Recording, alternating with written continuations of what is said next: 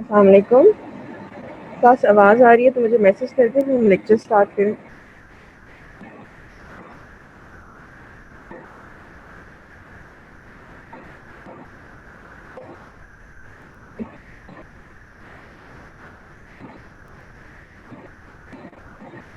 ठीक है। अच्छा, हम लास्ट लेक्चर में फ्लोराइड वाला चैप्टर पढ़ रहे थे। मैं थोड़ी सी क्विक रिवीजन करूँगी और उसके बाद फिर हम आगे स्टार्ट कर देंगे। फ्लोराइड में हमने पढ़ा था कि इसकी नेचुरल अकरेंस पढ़ी थी।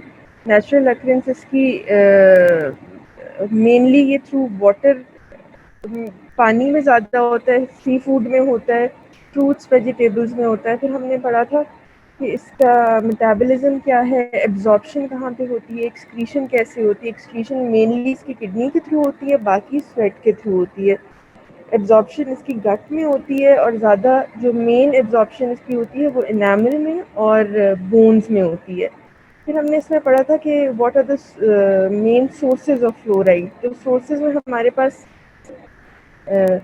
सिस्टेमिक सोर्सेज आ गई थी और टॉपिकल सोर्सेज आ गई थी। सिस्टेमिक सोर्सेज में हमें पता है salt fluoridation, water fluoridation, milk fluoridation, ये चीज़ें पढ़ी थी। ऑल्दो हमने टॉपिकल में पढ़ा था कि मैं आपको एक दफ़ा दोबारा टॉपिकल दोबारा करा देती हूँ।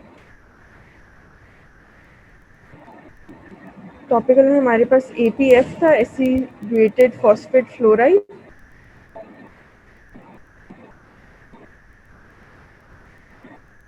एक स्टेनस फ्लोराइड था और एक सोडियम फ्लोराइड था। टॉपिकल में दो there were two types of fluoride, operator administered fluoride solutions and fluoride gels and self administered. Self administered में फ्लोराइड डेंट्रीफ्यूज आ जाते हैं, सोडियम फ्लोराइड आ जाती है which is in the form of mouth rinses. Operator administered में हमने fluoride solutions पढ़ लिए थे, sodium fluoride, stannous fluoride. Fluoride gels में हमने एसिडुएटेड फॉस्फेट फ्लोराइड पढ़ ली थी। हमने आज सोडियम फ्लोराइड वार्निशेस पढ़नी थी। तो what is a varnish? Varnish is basically अ लेकर। जिस तरह पॉलिश होती है वैसे वार्निश की कंसिस्टेंसी पॉलिश की तरह होती है। There are two main types of varnishes, Duraphat which has sodium fluoride in it and fluoroprotector which is silane fluoride. Two types of varnishes हैं, ड्यूरोफैट and fluoroprotector. Fluoroprotector is a colorless polyurethane lacquer. ये polish की तरह होती है, लेकर की तरह होती है। The fluoride compound is a difluorosilane ethyl fluorohydroxy साइलेन। इसके अंदर ये द फ्लोराइड कंपाउंड जो फ्लोरो प्रोटेक्टर के अंदर होता है, फ्लोरो प्रोटेक्टर के अंदर वो डाईफ्लोरसाइलेन इथाइल डाईफ्लोरोहाइड्रोक्सी साइलेन होता है। इसमें active fluoride 7000 parts per million होती है। तो active fluoride available in Fluor Protector is 7000 parts per million. Whereas Durofat is a sodium fluoride varnish. ये sodium fluoride varnish होती है and which contains 22.6 mg fluoride per ml suspended in an alcoholic solution. ये 22.5 mg fluoride पर ml होती है इन alcoholic solution. इसमें active fluoride कितनी होगी? अगर 22.6 mg है तो एक्टिव फ्लोराइड इसमें 22,600 पार्ट्स पर मिलियन होती है। फ्लोरो प्रोटेक्टर लेकर की तरह होता है, इसमें active fluoride 7000 parts per million होती है। whereas the active fluoride available in Durofat is 26,600 parts per million. इसकी एप्लीकेशन कैसे करते हैं? How do we apply varnish? First of all we do oral prophylaxis. Oral prophylaxis means कि आपने teeth को अच्छी तरह प्लैक कैलकुलस रिमूव किया, क्लीन किया, उसको ड्राई किया। This is oral prophylaxis. First of all, we'll do oral prophylaxis, then we'll dry the teeth. Teeth are not isolated with rolls or as varnish being sticky has a tendency to stick to cotton rolls. बाकी सब जो हम fluoride solutions apply कर रहे थे, fluoride gels apply कर रहे थे, उसमें हम टीथ को आइसोलेट कर रहे थे with cotton rolls so that the teeth should remain dry while we apply the fluoride solutions. But in varnish, we cannot isolate them with cotton rolls because it has a tendency to stick to the cotton rolls. Varnish stick कर जाती है cotton rolls के साथ, इसलिए हम इसमें cotton rolls apply नहीं करेंगे. The application is done with a single tufted small brush. Single tufted small brush होता है जिससे आप for example एक toothbrush ले लो, उसके अंदर bristles होते हैं. Single tufted means कि वो जो एक 3-4 ब्रिस्टल्स का एक छोटा सा टफ्ट होता है उसको सिंगल टफ्टेड टूथब्रश कहते हैं. ये देख लें आप, this is single tufted toothbrush. It is applied with a single tufted small brush. After application, patient is made to sit with mouth open for 4 minutes. Patient is instructed not to rinse or drink for 1 hour and not to eat anything solid till the next morning. अच्छा, इसमें करते क्या है कि हम पहले oral profile access करते हैं, टीथ को अच्छी तरह क्लीन किया, प्लैक रिमूव किया, टीथ ड्राई किए, फिर उसको हमने ड्राई पोजीशन में रख के एक स्मॉल टफ्टेड ब्रश के साथ हमने फ्लोराइड वार्निश अप्लाई करनी है. फ्लोराइड वार्निश हम अप्लाई करके पेशेंट से कहेंगे कि वो 4 मिनट्स तक हम उसको उसी तरह चेयर पे उस पोजीशन में रखेंगे with the mouth open. 4 minutes बाद वील आस्क द पेशेंट कि उसने 1 घंटे तक रिंस नहीं करना, कुछ पीना नहीं, और after that he can take soft diet, liquids and very soft diet like smoothies, no solid till the next day. हमने मिनिमम 18 आवर्स का कांटेक्ट देना होता है फ्लोराइड वार्निश में को और टूथ के साथ. Contact between the varnish and tooth surface are needed to be maintained for 18 hours for prolonged interaction between fluoride and enamel. इसका mechanism of action क्या होता है? When a varnish is applied topically under controlled condition, a reservoir of fluoride ions get builds up around the enamel of the teeth. जब हम varnish apply करते हैं enamel पे, एक रेजर्वोयर बन जाता है फ्लोराइड आइंस का, एक बल्क बन जाता है. फ्लोराइड आइंस पूरे एनामल को कोट कर लेते हैं, एक रेजर्वोयर, एक बल्क फ्लोराइड आइंस का बन जाता है. Fluoride keeps on slowly releasing and continuously reacting with the hydroxy apatite crystals of enamel. हमने पहले भी पढ़ा था कि फ्लोराइड का मैकेनिज्म ऑफ एक्शन क्या होता है कि ये हाइड्रोक्सी एपेटाइट क्रिस्टल्स के साथ मिलके फ्लोरो एपेटाइट बना देता है. हाइड्रोक्सिल एपेटाइट क्रिस्टल में से हाइड्रोक्सिल ग्रुप जो होता है वो लीव करता है, एक वॉइड छोड़ देता है, उस वॉइड में फ्लोराइड चला जाता है, फ्लोरो एपेटाइट क्रिस्टल बना देता है which is more stable and it is less sensitive or to corrosion. Whenever the acid acts on the enamel, because of the stability of the fluoroapatite crystals, it does not dissolve or demineralize. Fluoride keeps on slowly releasing, continuously reacting with the hydroxyapatite crystals of the enamel over a longer period of time, leading to deeper penetration of the fluoride and formation of fluoroapatite crystals. इसमें same वही process हो रहा है, हाइड्रोक्सीएपेटाइट crystal फ्लोरोएपेटाइट crystal में convert हो रहा है. Slow release of fluoride ions होगी, जो फ्लोराइड रेजर्वोयर वार्निश लगाने से टूथ के ऊपर बना है वो स्लोली फ्लोराइड आइंस रिलीज करता जाएगा. हाइड्रोक्सीएपेटाइट क्रिस्टल्स फ्लोरोएपेटाइट क्रिस्टल्स में कन्वर्ट होते जाएंगे which is a more stable compound. Recommended dose of 0.5 ml of Durofat for a single application contains 11.3 mg of fluorine and 0.5 ml of fluoroprotector contains 3.1 mg of fluorine. Recommended dose क्या है? एक visit के लिए या एक setting के लिए application जो हम फ्लोराइड वार्निश की करते हैं that is 0.5 ml. 0.5 ml Durofat and 0.5 ml fluoroprotector, in which 0.5 ml Durofat contains 11.3 mg of fluoride and 0.5 ml of fluor protector contains 3.1 mg of fluoride. Now fluoride dentifrice. Dentifrice क्या होता है? Dents means tooth and ficere means to rub. इसका मतलब है कि ये कोई ऐसी सब्सटेंस है या ऐसी कोई फ्लोराइड पेस्ट है या सोल्यूशन है जो हम टूथ के ऊपर रब करते हैं. रब हम किसके थ्रू करते हैं? With some brush. तो ये एक it is a form of toothpaste, fluoride containing toothpaste. The term dentifrice is derived from a Latin word dens, which means tooth, and fecere means to rub. The most commonly used fluoride dentifrice are sodium monofluorophosphate and sodium chloride. Two commonly used fluoride dentifrices in which is sodium monophosphate and sodium fluoride. ये mainly toothpaste की form में आती हैं, which is applied on the toothbrush and then you rub it on the teeth.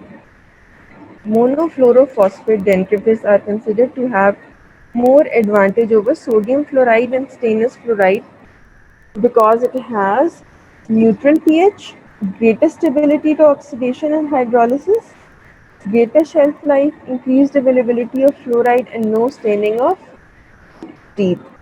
Monofluorophosphate dentifrices जो हैं, they are considered to be better than sodium fluoride and stannous fluoride dentifrices. Why? Because they have a neutral pH. ना वो acidic होती हैं, ना वो alkaline in nature में होती हैं. They cannot provide any harm to the tooth. Greater stability to oxidation and hydrolysis means कि इसमें आयन रिलीज नहीं होते, ऑक्सीडेशन भी नहीं होती, हाइड्रोलिसिस भी नहीं होती, ब्रेकडाउन भी नहीं होता और किसी किस्म के आयन्स भी रिलीज नहीं होते. ग्रेटर शेल्फ लाइफ मीन्स कि ज़्यादा देर के लिए स्टोर किया जा सकता है. इंक्रीज अवेलेबिलिटी ऑफ फ्लोराइड, इसमें ज़्यादा फ्लोराइड आइंस अवेलेबल होते हैं and this does not cause staining of the teeth. Whereas जब फ्लोराइड टॉपिकली एक्सेसिव अप्लाई किया जाए तो उसमें फ्लोरोसिस की बहुत चांसेस होते हैं. इसमें there is no staining of teeth. Where are the dentifrices indicated? They are indicated for the prevention of dental caries. They are indicated in increased risk patients, and sometimes they are also indicated for the desensitization property of fluoride, where desensitization is required. Dental caries prevention is recommended for each patient as a part of the complete prevention program. Fluoride का main purpose ही dental caries को prevent करना है. तो mainly ये कहाँ provide किया जाता है, जहाँ dental caries prevent करनी होती हैं, या फिर वो patients जहाँ पे rampant caries जो fastly फौरन से caries इंक्रीज करती है, पेनिट्रेट करती है टूथ में, वहाँ पे, या फिर advise to brush several times each day with fluoride containing dentifrices. जिन पेशेंट्स में रैम्पेंट केरीज के चांसेस बहुत ज़्यादा होते हैं, वहाँ पे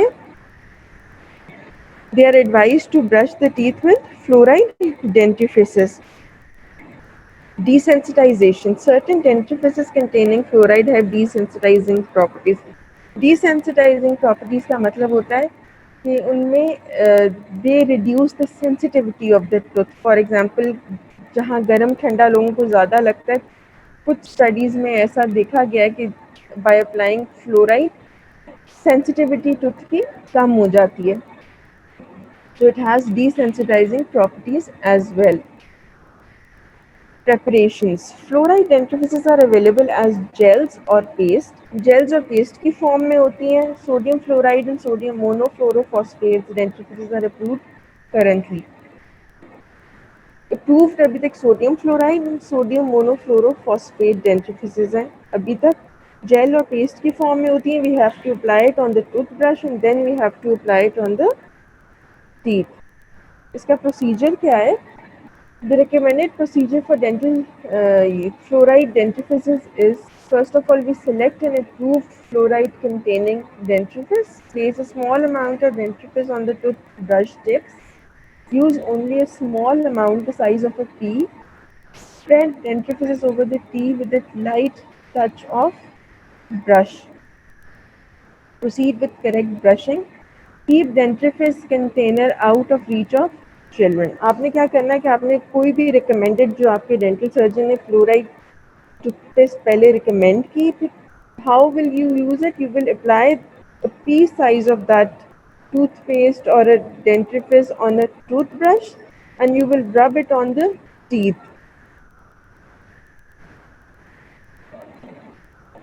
The safety of this is fluoride toothpaste generally contains around 800 to 1000 parts per million of fluoride, and the free available fluoride is approximately 500 to 600 parts per million. That is about 30 mg of fluoride in a tube of 50 mg. Toothpaste में जो total fluoride का content होता है वो 800 to 10,000 parts per million of fluoride होता है. इसमें free available fluoride जो आपके टूथ के साथ एक्ट करती है वो 500 to 600 पार्ट्स पर मिलियन होती है. About 30 mg of fluoride in a tube of 50 mg.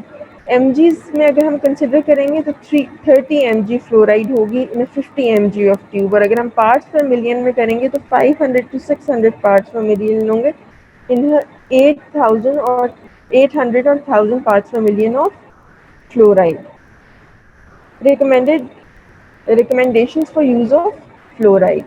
For children below 4 years, it is not recommended. For children 4 to 6 years, brushing once daily with fluoride toothpaste is recommended and other 2 times without a paste. एक दफ़ा with paste and 2 दफ़ा without paste. For children 6 to 10 years, brushing twice daily, once with fluoride toothpaste and once without the paste. And for children above 10 years, brushing 3 times with fluoride toothpaste. These are the recommendations. 4 years से कम recommended ही नहीं है. 4 to 6 years, you have to brush 3 times a day, but once with fluoride toothpaste. For children between 6 to 10 years, you have to brush twice daily, but once with fluoride toothpaste. And for children above 10 years, you have to brush 3 times a day with fluoride toothpaste. Now fluoride mouth rinses. अब fluoride dentifrice और fluoride mouth rinses वो चीज़ें हैं जिसके लिए हमें operator या dental surgeon की ज़रूरत नहीं होती. You can apply it in the home. That is not operator administered. These are self administered fluoride solutions.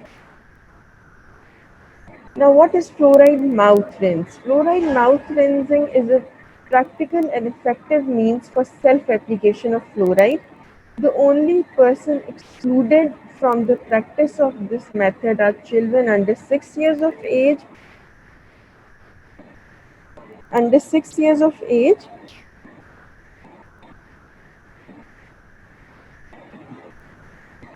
and those of any age who cannot rinse because of orofacial musculature problems or other handicap. Self administered है, हम घर में use कर सकते हैं fluoride mouth rinses. किन लोगों में यूज़ नहीं किए जा सकते? Children under below years of age या वो लोग जिनमें कोई मस्कुलर डिफॉर्मिटी है या कोई भी मस्कुलेचर प्रॉब्लम है जो रिंस ही नहीं कर सकते, उनके फेशियल मसल्स में कोई प्रॉब्लम है जिसकी वजह से they can not rinse, handicapped हैं, स्पेशल हैं, उन लोगों में रिकमेंडेड नहीं है. Method of preparation क्या होता है? The procedure of making a rinse every day in home is by dissolving 200 mg. ये फ्लोराइड टैबलेट्स की फॉर्म में भी होता है, फ्लोराइड सोल्यूशन की फॉर्म में भी होता है. इसका मेथड ऑफ प्रिपरेशन क्या होता है कि हम डिसॉल्व करते हैं 200 mg of sodium fluoride tablet in 5 teaspoons of fresh clean water. 200 mg sodium fluoride tablet मिलती है, उसमें 5 teaspoons of fresh clean water which is approximately 25 ml इसमें हम डिज़ोल्व करते हैं.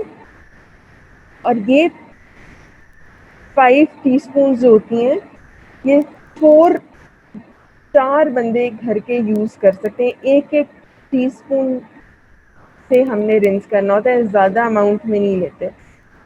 So the procedure is we dissolve 200 mg of sodium fluoride tablet in 5 teaspoons of fresh clean water which is used. These 5 teaspoons are used by 4 persons.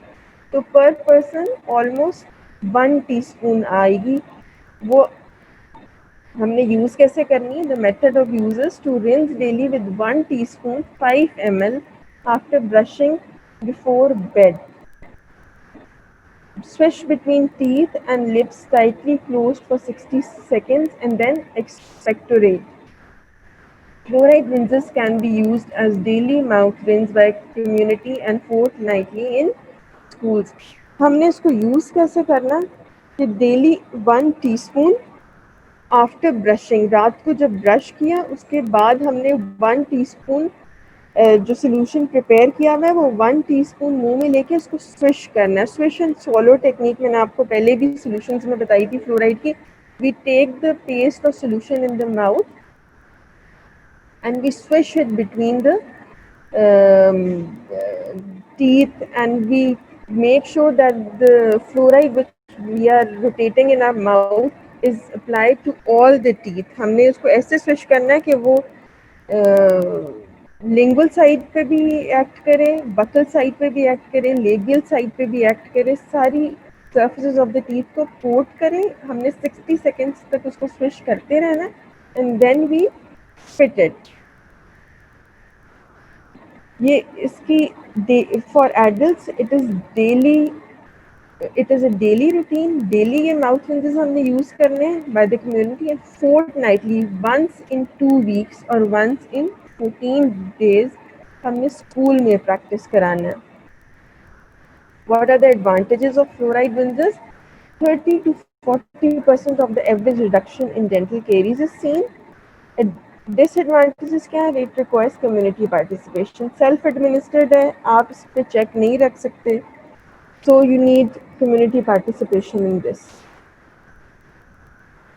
recent advances in fluoride release. recent advances क्या आए हैं fluoride के लिए?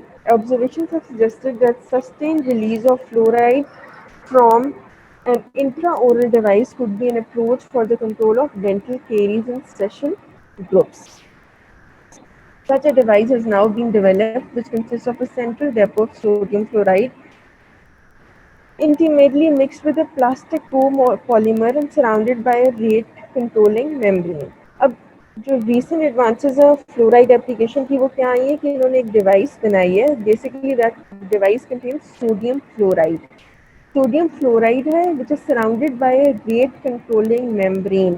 एक device है, ये जिस तरह device molar पे आप देख रहे नज़र आ रही है, ये एक device है which contains sodium fluoride which is mixed with a copolymer and it is surrounded by a membrane.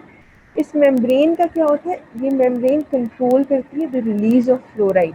ये एक specific उस पर सेट होती है, उससे जितना अमाउंट डेली रिक्वायरमेंट जितनी सोडियम फ्लोराइड की चाहिए होती है उस रिक्वायरमेंट पे it is so releasing fluoride device उसी रिक्वायरमेंट पे फ्लोराइड रिलीज करती है.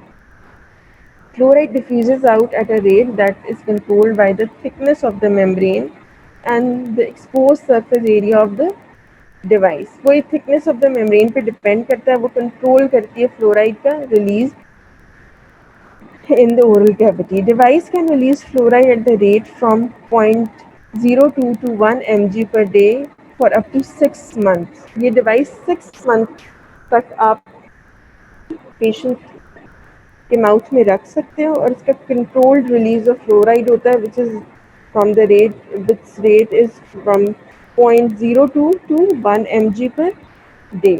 The device could be incorporated into space maintenance, orthodontic appliances, partial dentures, crowns, bridge work and of course directly on the tooth surface. अच्छा device आप patient के teeth पे या patient की ओरल कैविटी में place कैसे करते हो? या तो with the space maintenance, space maintenance होते हैं जो मोलर्स में अप्लाई किए जाते हैं while you start the orthodontic treatment. किसी भी ऑर्थोडोंटिक अप्लायंस के साथ हम प्लेस कर सकते हैं, किसी ब्रैकेट के साथ कर सकते हैं, किसी वायर के साथ हम कनेक्ट कर सकते हैं, पार्शियल डेंचर्स के साथ कनेक्ट कर सकते हैं, क्राउन ब्रिजेस के साथ कनेक्ट कर सकते हैं. The handicapped that are unable to carry out normal oral hygiene procedures are also likely to be beneficiaries.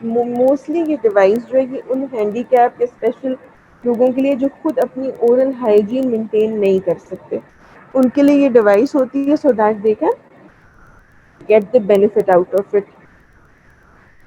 Now our next topic is toxicity of fluoride. Toxicity refers to the symptoms manifested because of overdosage or excessive administration of fluoride. Toxicity क्या होती है? Toxicity of fluoride basically होती है जब आप excess amount of fluoride ले लेते हो, उसको टॉक्सिसिटी बोलते हैं. जब आपके अंदर हार्मफुल फ्लोराइड अपने एडवर्स इफेक्ट्स शो करने शुरू कर देती है। एक्सेस अमाउंट ऑफ फ्लोराइड जब आपकी बॉडी में जाती है तो वो सिम्टम्स शो करने शुरू कर देती है। Toxicity of fluoride is of two types. One is acute and one is chronic. Acute means due to single ingestion of large amount of fluoride. आपने एक टाइम पे ज़्यादा फ्लोराइड इंजेस्ट कर ली। और chronic toxicity means long term ingestion of smaller amount. आप small amount में long time काफ़ी अरसे से स्मॉल अमाउंट में फ्लोराइड ज़्यादा इंटेक कर रहे हो। फॉर एग्जांपल कुछ जगहों पे वाटर फ्लोरिडेशन बहुत ज़्यादा होती है, लार्जर अमाउंट में फ्लोराइड ऐड हुआ होता है वाटर में, that causes long term the chronic toxicity of fluoride. साथ आप फ्लोराइड टूथपेस्ट भी यूज़ कर रहे होते हैं तो फ्लोराइड डिफरेंट सोर्सेज से आपके अंदर जा रहा होता है, स्मॉल अमाउंट में जा रहा होता है और वो अपने एडवर्स इफेक्ट शो कर रहा होता है। एक्यूट मीन्स कि आपने एक सिंगल डोज में ही extra large amount of fluoride ingest कर ली तो वो अपने सिम्टम्स शो करेगा। Acute fluoride toxicity is now we'll study the dose of acute fluoride toxicity. The acute lethal dose of fluoride for a man is probably 5 grams. Lethal dose जो है वो 5 grams है. The probable range is 2 to 10 grams. Lethal dose 5 grams है, range 2 to 10 grams है. Tooth fluoride poisoning has been recorded because of accident or deliberate attempts to suicide. Mainly ये accidents में notice किया गया या फिर डेलिब्रेट अटेम्प्ट सुसाइड अटेम्प्ट्स में notice किया जाता है कि एक्सेसिव अमाउंट ऑफ फ्लोराइड ले ली जाती है। लीथल डोज 5 ग्राम्स है जिसकी रेंज 2 to 10 ग्राम्स है, whereas lethal dose is the amount of drug likely to cause death. Adult lethal dose is 34 to 60 mg per kg body weight. The lethal dose which is the dose which is likely to cause death. In adults, the lethal dose of fluoride is 34 to 64 mg per kg body weight, whereas the safety tolerated dose is 1/4 certainty lethal dose. आप कर लें 10 to 15 mg per kg body weight safety tolerated dose है, लेकिन इसमें भी adverse effects आने शुरू हो जाते हैं। और जो एडल्ट लीथल डोज है वो 34 to 64 mg per kg body weight है। What are the symptoms of fluoride toxicity? Acute fluoride toxicity के symptoms हैं vomiting, nausea, diarrhea, pain in abdomen or extremities, difficulty in speech, thirsty, weak pulse, coma, convulsions, cardiac arrhythmias causes death. Death will occur within 4 hours. If the patient survives for 24 hours, the prognosis is good. अच्छा, इसमें होता ये है कि acute जब single ingestion of large amount of fluoride होता है तो उसके symptoms vomiting, nausea, diarrhoea, pain, difficulty in speech, weak pulse, coma, convulsion, even cardiac arrhythmias which can cause death.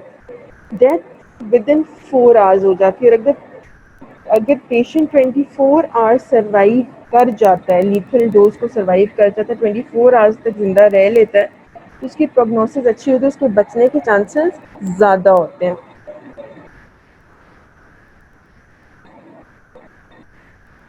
Pathological changes क्या आती हैं? बेसिकली फ्लोराइड करता क्या है कि वो आपकी जो माउथ, थ्रोट और एसोफेगस जो पूरी लाइनिंग होती है जो स्टमक तक जा रही है उसमें हेमरेज कॉज करता है, क्रोसिव चेंजेस उसमें लाता है, जिसकी वजह से आपकी ब्लीडिंग भी शुरू हो जाती है और ये सारे क्रोसिव रिएक्शन शुरू हो जाते हैं।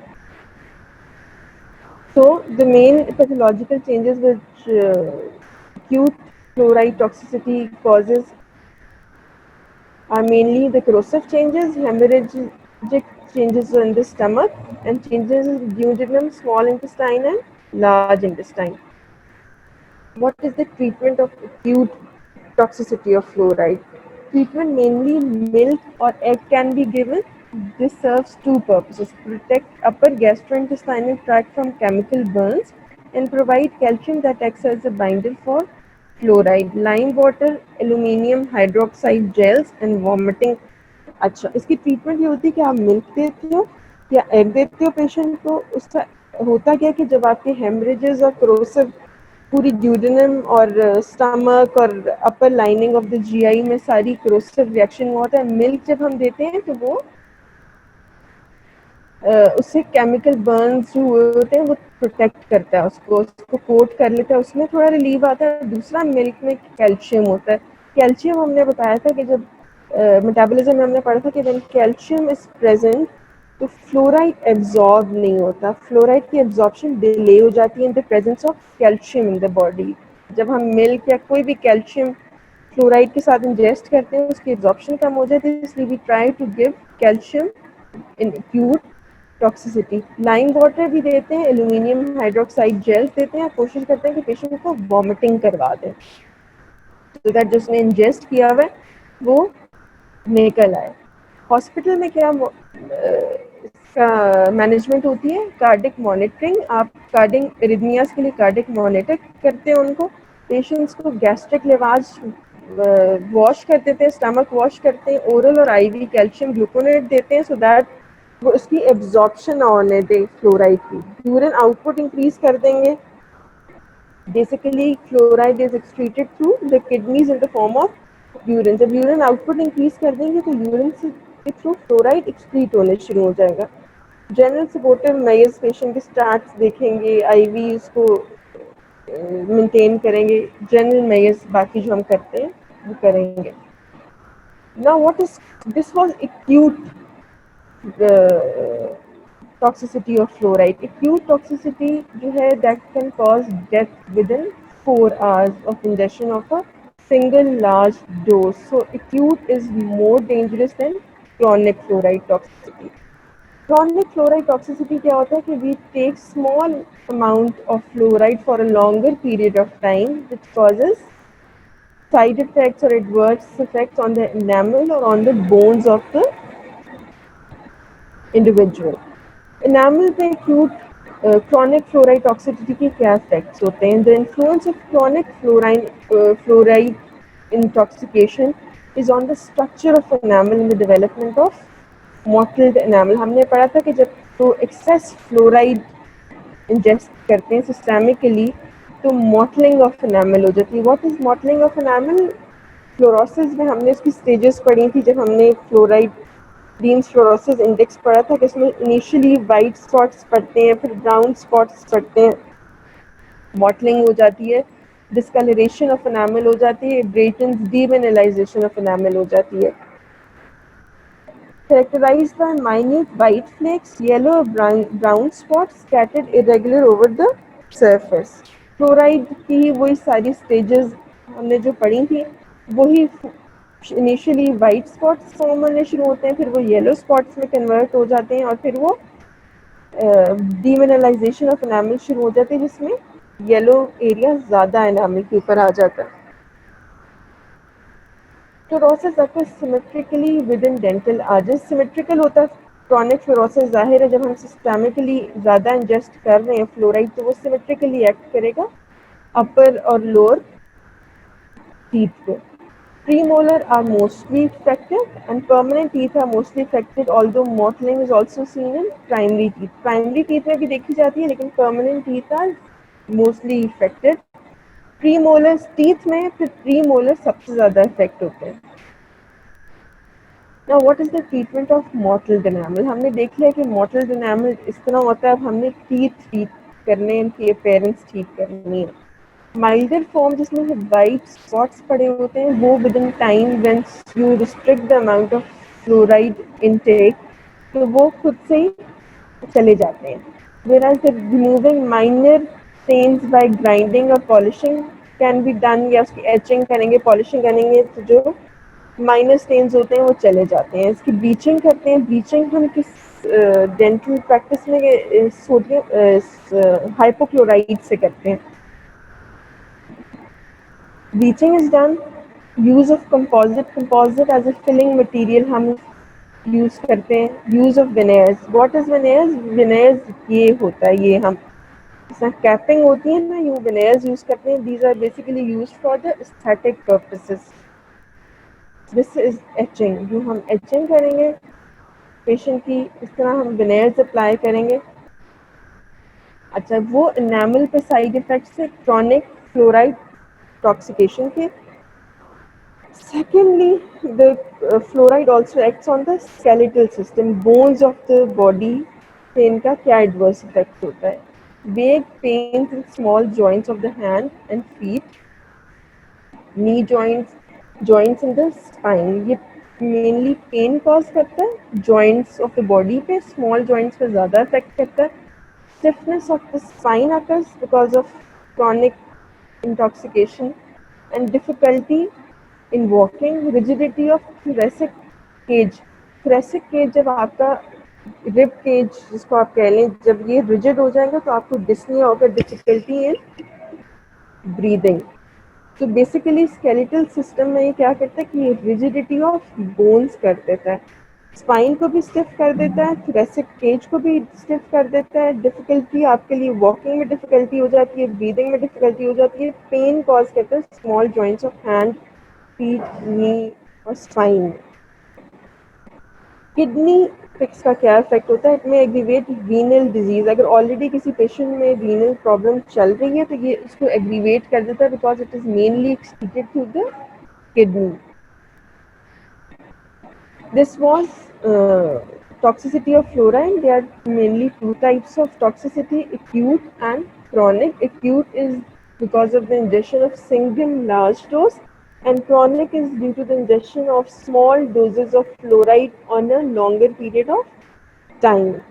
Acute is very dangerous because it causes death within 4 hours of ingestion, and chronic causes long-term problems like on the enamel, on the skeleton system of the body. Now, what is defluoridation?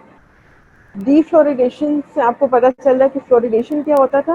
हम water में fluoride या किसी भी water में, milk में fluoride add कर रहे होते थे to take out the maximum benefits of the fluoride to reduce the caries. Defluoridation means कि जब किसी भी पानी में या किसी भी चीज़ में फ्लोराइड एक्सेस अमाउंट में होती है तो हम उसमें से फ्लोराइड रिमूव कैसे करते हैं.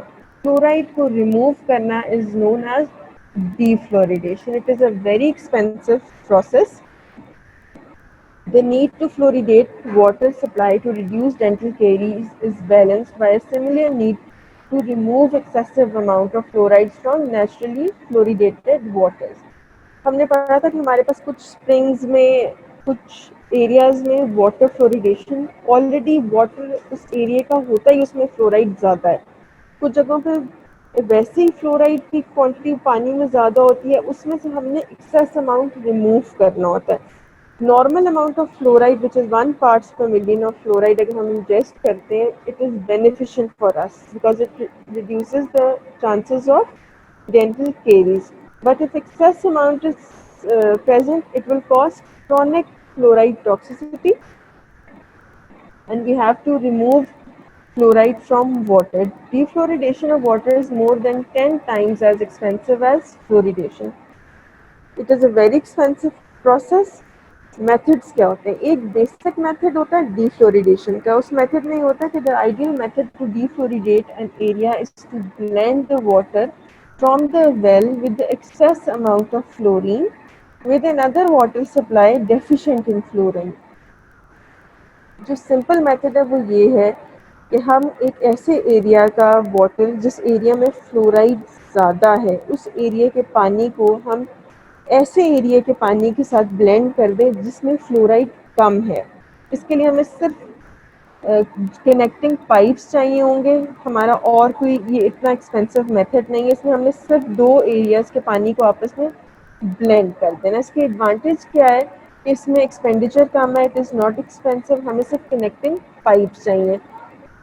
So the simple method is to connect the water of 2 different areas, one with the higher concentration of fluoride and one with the less or with almost negligible amount of fluoride in the water. इसकी disadvantages क्या है? It can be used only in areas where extremes in concentration exist.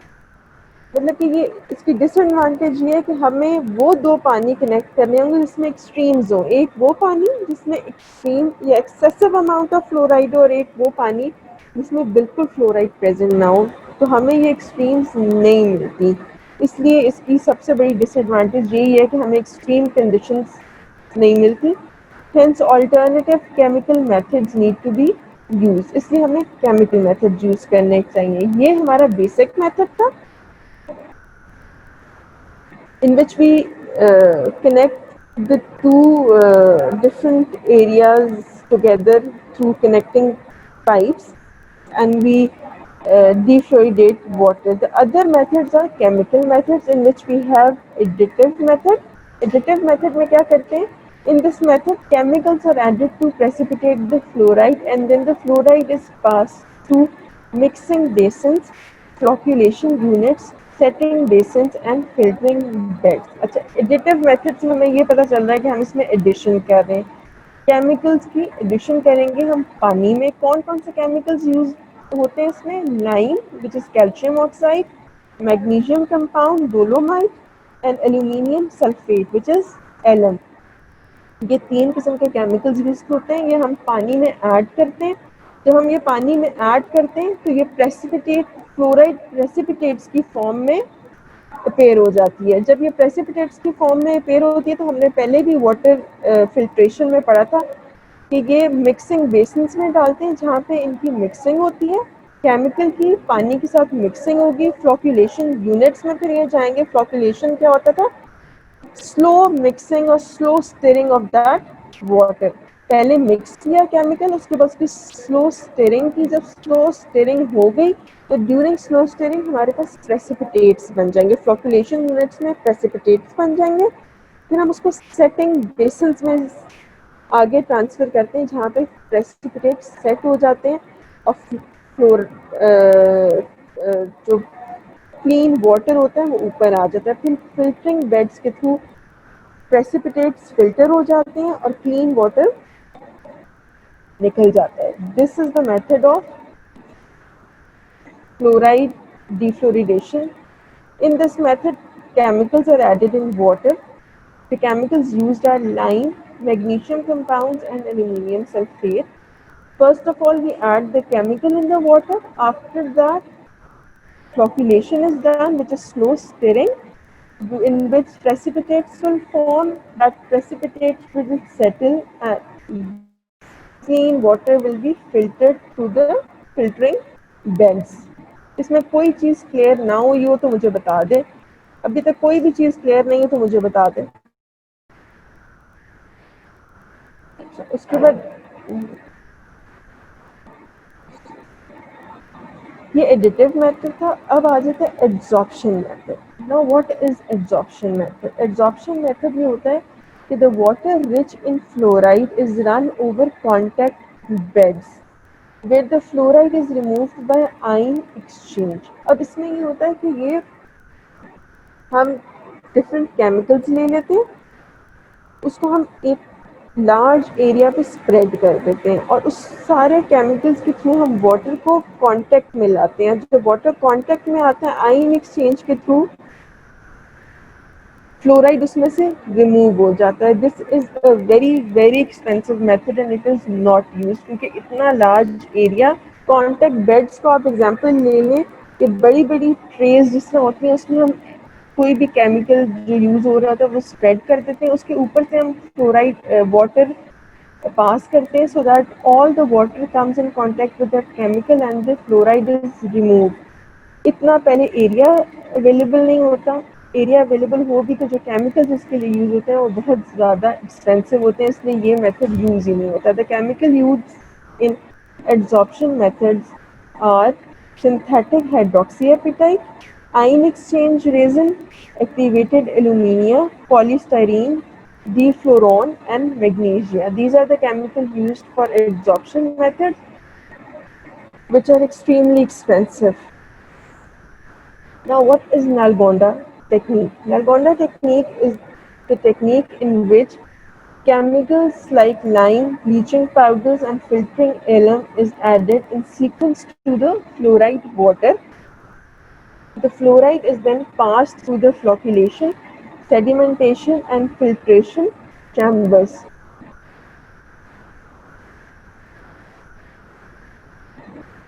नहीं, chemicals नहीं add होते, उसकी filtration हो जाती है, वैसे भी केमिकल्स नहीं ऐड होते, ये टेक्निक हम यूज़ करते ही नहीं है, इसीलिए क्योंकि एक तो ये इतनी एक्सपेंसिव होती है और इसमें इतना ज़्यादा एरिया रिक्वायर्ड होता है कि ये टेक्निक यूज़ ही नहीं होती.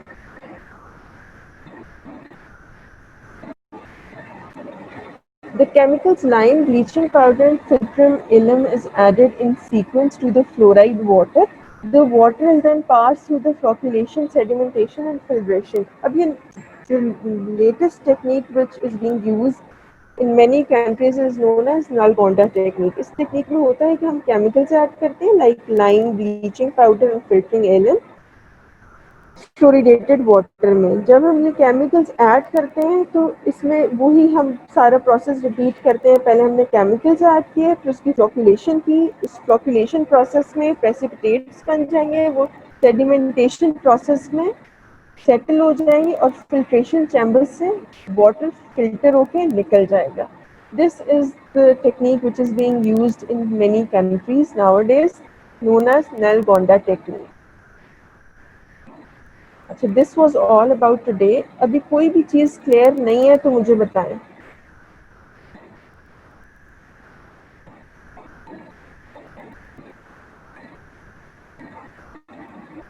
Anything which is not clear. ये बहुत इंपॉर्टेंट चैप्टर है. मैं एक दफ़ा क्विक इसकी पूरे चैप्टर की कोशिश करती हूँ, मैं रिविजन करवा दूँ.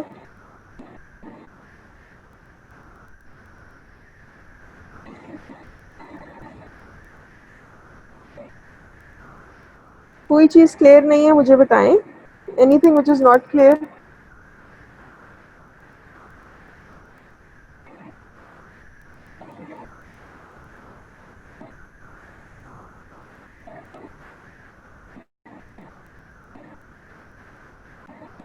बेटा लीथल डोज इज नॉट 5 से ऊपर आप ले लो तो एडवर्स रिएक्शंस आने शुरू होते. तो जो प्रॉपर लीथल डोज है ना, दैट इज 35 mg.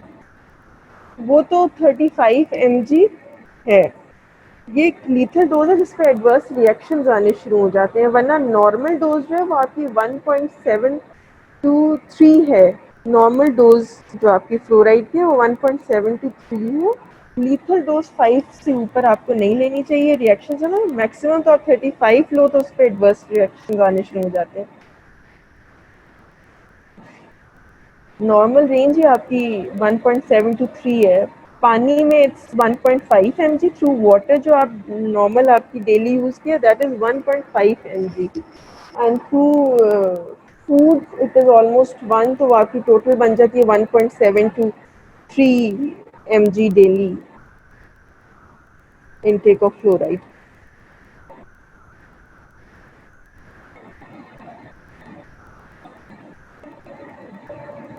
अभी मैं लीथल डोज वाली भी आपको क्लियर कर देती हूँ. मैंने आपको स्लाइड में दिखाया भी था कि जो लीथल डोज है that is around 60 mg, 35 to 60 mg.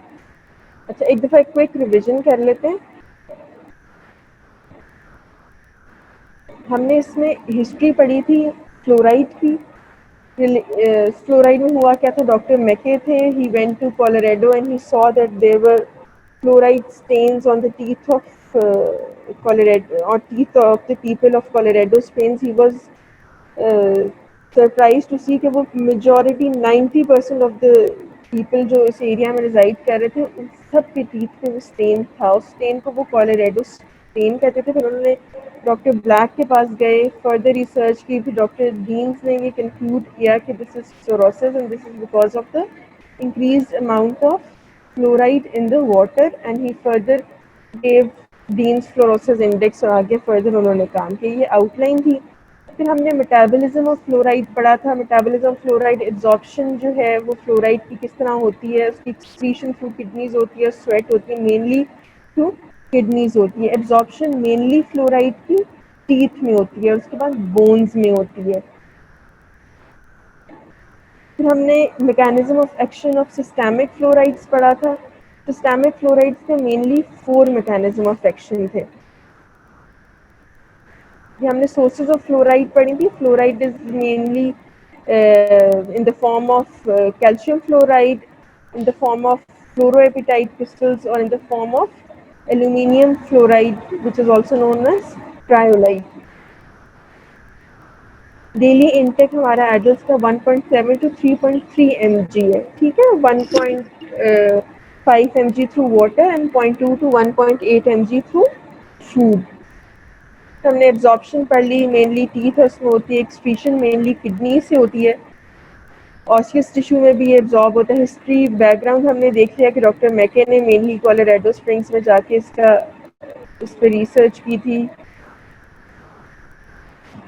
फिर हमने देख लिया कि हम इसमें 2 तरह के एडमिनिस्ट्रेशन ऑफ फ्लोराइड्स होती हैं। One is systemic and one is topical. Systemic means which is going into the systemically, which you ingest them systemically, whereas topically means which is applied topically on the teeth. Systemic में water fluoridation थी, milk fluoridation थी, salt fluoridation थी, fluoride drops थे, fluoride tablets थी, fluoride lozenges थी। Topical fluoride में we had sodium fluoride, stannous fluoride, acidulated phosphate fluoride, fluoride varnish, fluoride dentifrice and fluoride mouth rinses. Systemic fluoride में water fluoridation हो गई,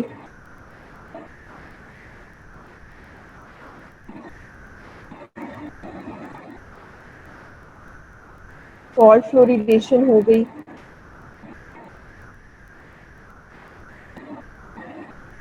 milk fluoridation आ जाती है।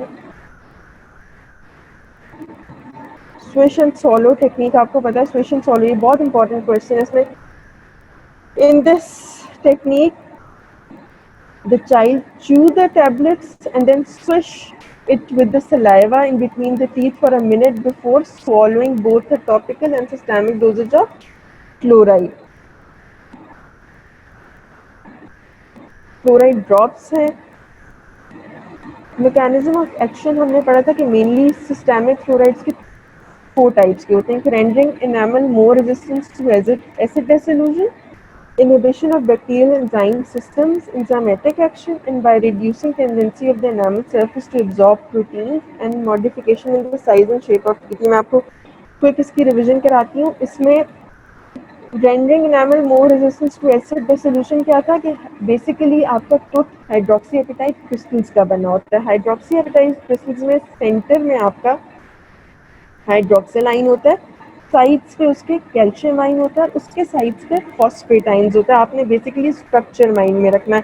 Enamel is basically made up of rods, million of rods होते हैं which are in the present in the enamel, and each rod is further made up of hydroxyapatite crystals. Hydroxyapatite crystal का structure क्या होता है कि हमारे centre में hydroxyl group होगा, उसके साइड पे कैल्शियम होगा और उसके साइड पे फॉस्फेट होगी।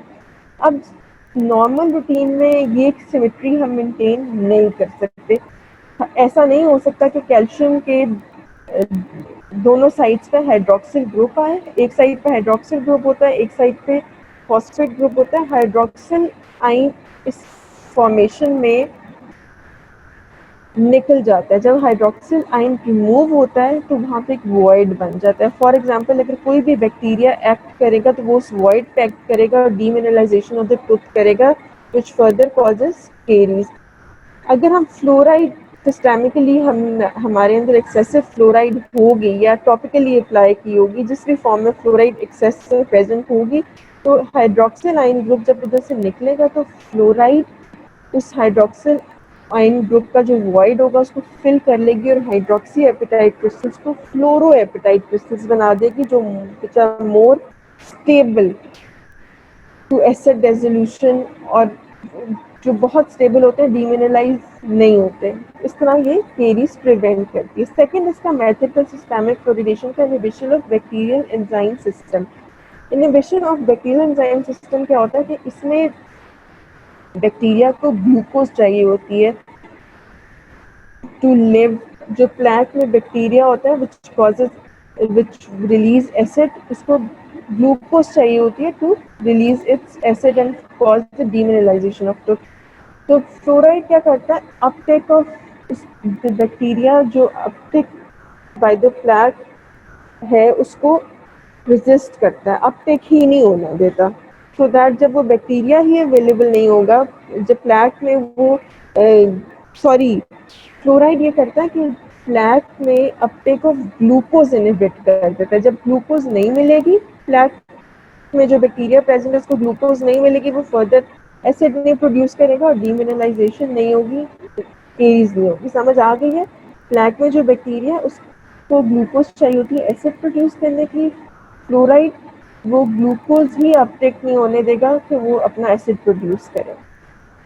फ्लूइड क्या होता है कि जब फ्लोरोएपेटाइट क्रिस्टल बन जाता है तो वो एक स्टेबल कंपाउंड होता है, उसमें आयन एक्सचेंज नहीं होता, ऑक्सीडेशन और हाइड्रोलिसिस नहीं होती, तो केरीज प्रोड्यूस नहीं होती। फोर्थ क्या होता है कि जब excessive amount of fluoride provide किया जाता है तो अर्ली स्टेज में जब चाइल्डहुड से तो जो स्ट्रक्चर है उसमें चेंजेस आ जाती हैं। फॉर एग्जांपल शेलो डस्ट होंगे, वाइट पिटन फिशेस होंगे जिसमें फूड स्टिक नहीं होगा और बैक्टीरिया एक्यूमुलेट नहीं होगा और एसिड डिसोल्यूशन नहीं होगी। ये चार मेन मैकेनिज्म थे सिस्टेमिक फ्लोराइड के। फिर हमने पढ़ा था topical fluorides. Topical fluorides mainly mechanism of action वही है, हाइड्रोक्सी एपेटाइट क्रिस्टल्स को फ्लोरोएपेटाइट क्रिस्टल्स में कन्वर्ट करता है। ऑपरेटर एडमिनिस्ट्रेट होते हैं topical fluoride which are fluoride solutions and fluoride gels। Self administrate होते हैं जिसमें फ्लोराइड डेंट्रीफिसेस और फ्लोराइड माउथ रिंसेस आ जाते हैं। डेंट्रीफिसेस मेनली हम टूथपेस्ट को ही कहते हैं। ये हमने सारा पढ़ लिया था। फिर हमने पढ़ा था toxicity of fluoride। Toxicity of fluoride is mainly of two types, acute and chronic। acute जो single ingestion of large dose से होती है, chronic जो long term injection of smaller amounts of fluoride से होती है। acute से डेथ हो जाती है, मेनली उसके एडवर्स फॉरन से एडवर्स इफेक्ट्स आते हैं। क्रॉनिक के लेटर ऑन एडवर्स इफेक्ट आते हैं और mainly it effects the enamel of the tooth and skeletal systems. फिर हमने पढ़ा था डीफ्लोरिडेशन। डीफ्लोरिडेशन मेनली थ्री टाइप्स की होती है। एक सिंपल मेथड होता है जिसमें हम कनेक्टिंग पाइप्स के थ्रू वाटर कनेक्ट करते हैं और दो इस तरह के वाटर को कनेक्ट करेंगे जिसमें एक में फ्लोराइड कंटेंट ज़्यादा होगा, एक में फ्लोराइड कंटेंट कम होगा, उन दोनों को ब्लेंड कर देंगे। सेकेंड मेथड इसका था एडिटिव मेथड, जिसमें हम केमिकल्स ऐड कर देते हैं like lime, magnesium compound and aluminium sulphate.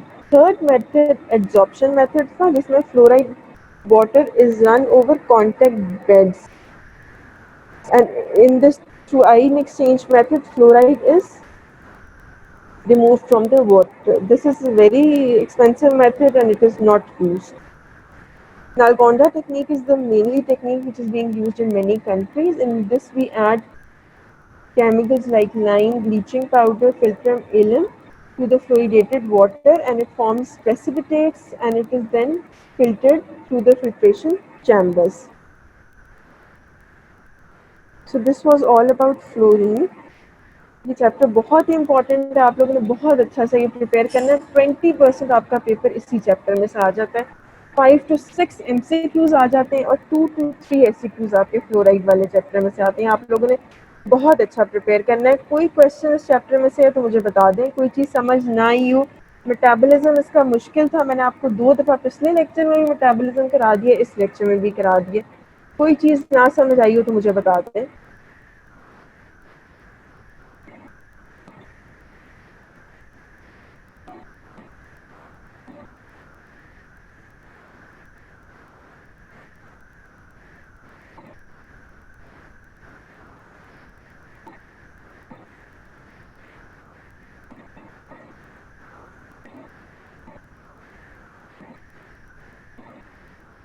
Okay, thank you.